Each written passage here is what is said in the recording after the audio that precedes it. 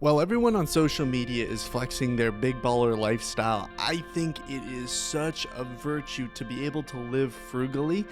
And for you guys, if you can take in this mentality just generally, I think it'll change your life because I know it has for me. Let me just tell you a little bit about my story and how it's benefited my life, and then I'm going to share with you 10 tips about how you can incorporate this frugal living into your life. And so for me, when I moved out of my parents' house, one of my key missions was to be able to do Daily Disciple full time.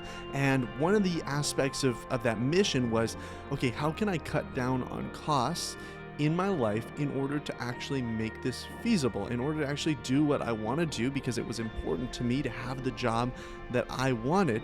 How can I cut down things that I don't care as much about in order to accomplish my goals? So whatever your goals are, whether that's to get out of debt, whether that's to save money, whether that's to have a job that maybe pays a little bit less, but you really, really enjoy, frugal living can be a great avenue towards that. And not just towards greed, but towards investment and generosity, and we'll talk about that at the very end. So these are the 10 tips that I have, and I'd love to hear your guys' tips in the comments down below, because I am by no means an expert, but these are just some of the things that have helped me. One of my main key philosophies was, I never will eat out alone. I'll never eat out alone.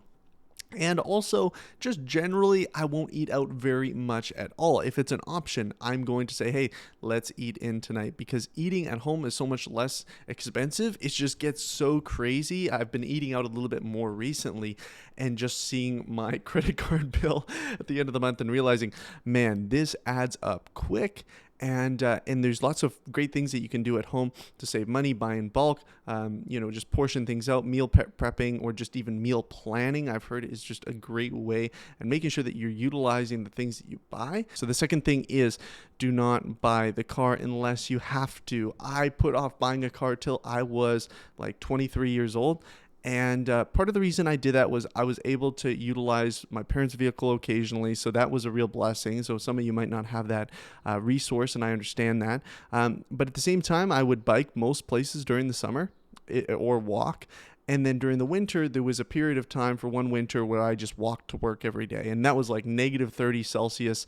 And so I just bundled up for a 40-minute walk to the office when I had another job. And that was pretty painful. But at the same time, I did it because I knew in my head, I'm like, okay, I'm not going to live like this forever.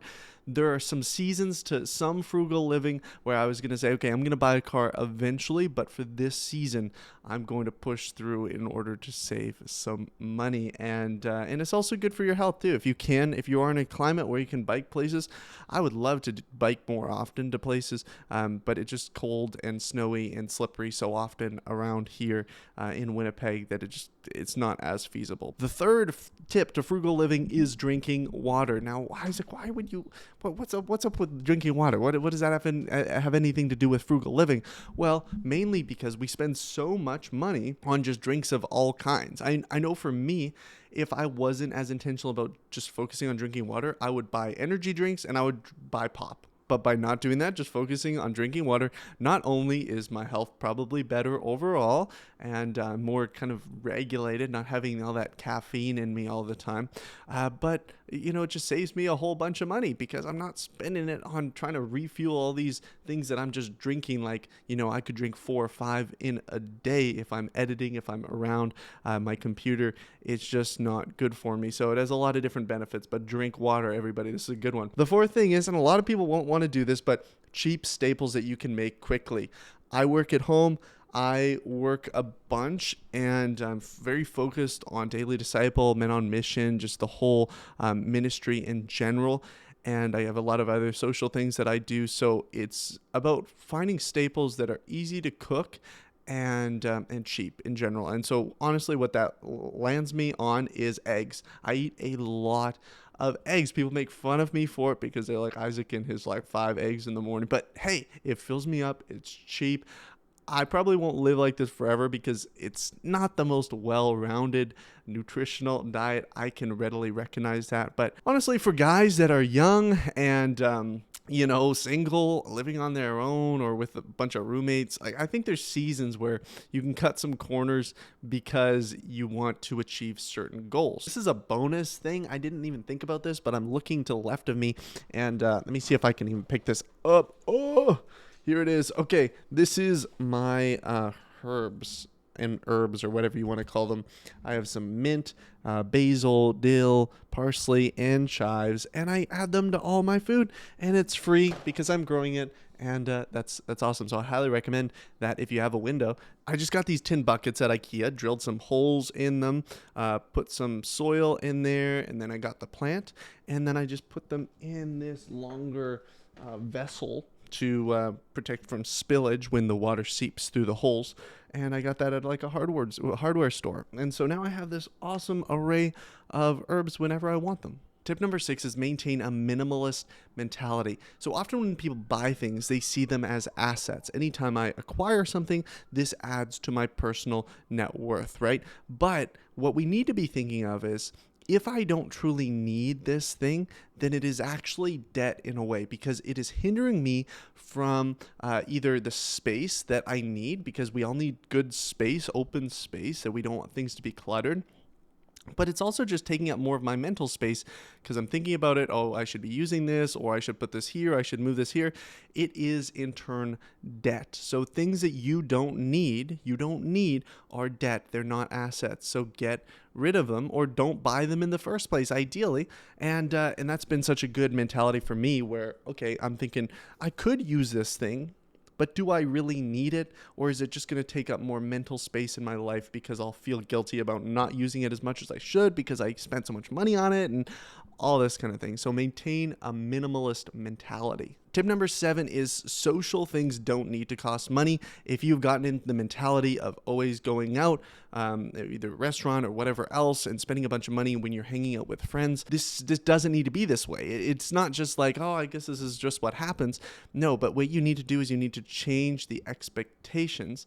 And you do that by incorporating some other free things, right? Cook for people at your home. Play board games, go on walks, play sports with other people that are free. These are all good things that people shouldn't have any problem with, but you need to shift the expectation, because if the expectation of the friendship is we always go out to a coffee shop, we always get this thing, we always get that thing, you can subtly shift those things. I'm not saying don't treat yourself every once in a while, but if you're trying to live a frugal life, then shift the expectations, and then that'll just become the norm, and it'll become so much more easy and kind of fun. The 3 last tips here are honestly just things to remember. Remember that the sacrifices you make today will aid tomorrow. This is idea of delayed gratification. So get used to saying no to things, but think about the future and what could transpire, because you're continually saying no to things that you don't need. You're not wasting all that time, energy, and money on stuff that doesn't